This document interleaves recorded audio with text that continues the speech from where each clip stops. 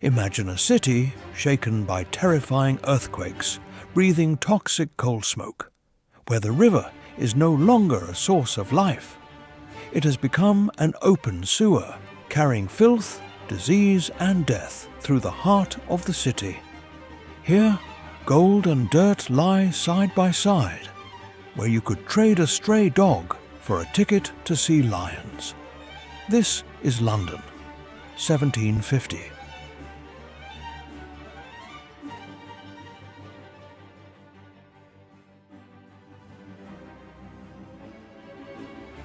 In 1750, London was not merely a city, it was a living organism, one that inhaled coal smoke and exhaled the scent of global trade. You are looking at a city stretched to its limits, a place quite literally bursting at the seams. Within a single square mile, 500,000 souls were packed together.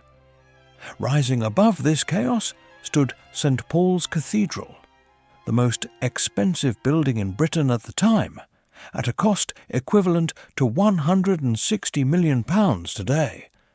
Its construction took 35 years, a masterpiece of Sir Christopher Wren. The cathedral stood as a silent witness to a city growing faster than any government could hope to control. The true London was something you would have known by smell. The stench of sewage exposed at low tide, the biting smoke from tens of thousands of coal fires, and the sharp scent of fresh tar rising from the shipyards. Each day, more than 2,000 vessels passed along the Thames, the busiest port on the planet, carrying silk, tea and tobacco from every corner of the empire. Sugar. In 1750, it was known as white gold, but for the dock workers, it was a curse. Every day, men hauled 800-kilogram barrels, called hogsheads, onto their bare shoulders. The raw sugar leaked out, mixing with sweat and filth to act like sandpaper, grinding their skin away. These deep infected wounds were known as sugar boils. As the rich in London's coffee houses enjoyed their sweetened tea, the men who brought it to them were quite literally rotting alive on the banks of the Thames. To understand London's power, one must look at the structure of its port. In 1750, the river was the only highway, but it was a bottleneck. Huge merchant ships couldn't dock directly at the quays because the water was too shallow. Instead, they had to drop anchor in the middle of the Thames in a deep water section known as the Pool of London. This created a massive floating warehouse that stretched for miles. Everything was unloaded by hand into smaller, flat-bottomed boats called lighters. This was the domain of the lightermen, the elite of the river, who navigated these heavy, unpowered barges using only the tide and massive wooden oars. Once the lighters reached the shore, they headed for the legal quays, a tiny stretch of riverbank only 420 meters long, where all dutiable goods had to be landed by law. Imagine the congestion. Thousands of tons of cargo squeezed into a space smaller than a modern football stadium.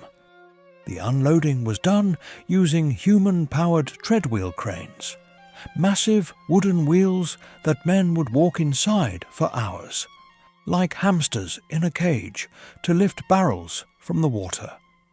It was a world of creaking wood, clanging chains, and the constant shouting of customs officers.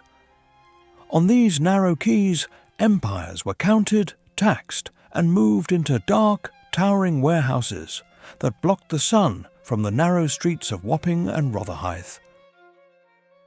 But 1750 was also a year of terror. In February and March, two powerful earthquakes shook the city. Stone chimneys toppled and church bells rolled from their spires on their own. Panic swept through the streets. Thousands of wealthy residents fled the city, sleeping in tents outside, awaiting a third, final tremor that never came. The fear added despair to an already chaotic year. Religious fanatics preached that it was the end of the world, a punishment for the sins of London and its infamous gin craze. The 1750s marked the peak of cheap gin consumption. Londoners drank it instead of water, which was filthy. Gin abuse remained a persistent problem among the city's working class well into the 19th century. 1 in every 8 deaths of people under 20 was alcohol-related. Few places in London illustrate the city's remarkable ability to blend the pace of modern life with priceless historical heritage, quite like Westminster Bridge. Despite Westminster's central importance, home to the Abbey and the Houses of Parliament, for centuries it could be reached from the South Bank only by water or horse ferry. The nearest crossings lay far away, at Putney to the west and London Bridge to the east. For over 600 years, the Thames was spanned by only one bridge, the Old London Bridge, or navigated by toll ferries. Plans for a new bridge were first proposed in the 1660s, but opposition from ferrymen and the Archbishop of Canterbury, whose nearby horse ferry brought in vital income, kept the idea from materializing. Only as traffic grew unbearable did the project gain momentum, and in 1738 construction began on what was to become Britain's largest stone bridge. Those whose livelihoods were affected received compensation. The project was led by Swiss engineer Charles Labelle. Work concluded in 1747, though some piers had already settled and required reinforcement. Finally, in 1750, after 11 years of arduous labour, Westminster Bridge opened. It was a triumph of engineering, but not without a heavy toll.